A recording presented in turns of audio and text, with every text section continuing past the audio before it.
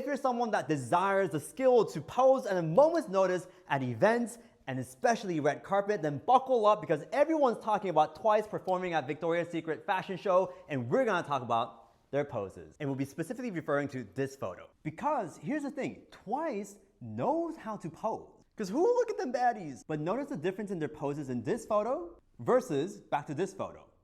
They're physically taking up more space in this photo, therefore being bolder in their expression. And in this photo, their poses come off a lot more conservative and quieter because they're also taking up less space. And yes, that could have been a deliberate choice, but in case it wasn't, it's not entirely Twice's fault that the poses came out a little smaller for this scenario. Now, I mentioned that because the scenario you pose in matters. For example, here they're taking their own photos, which allows them to be more comfortable around each other and create bolder expressions. But in scenarios like a red carpet, it's very different. First, you don't get to see yourself. Second, you're on a time crunch. And third, there's strangers perceiving you. And what happens to the pose that we practice at home when we feel under pressure and all these strangers are asking for our attention? That pose that looked good before at home might start to feel a little smaller like this.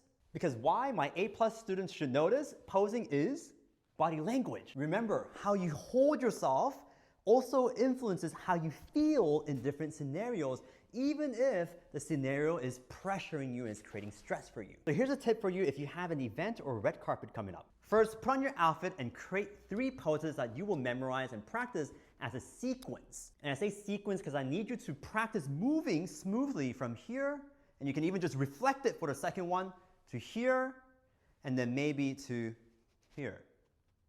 And when you practice these poses, I need you to practice being bold. Try to take up a little bit more space than anything because there's a good chance that other people's energy will push into yours and make you feel smaller. And what we're really practicing is the mind-body connection of taking up that space and holding our presence and not making our energy smaller from other people's energy. If this was interesting and helpful, stay tuned because I'm going to make a follow-up video of me tweaking the little things of Twice's pose to make it infinitely better.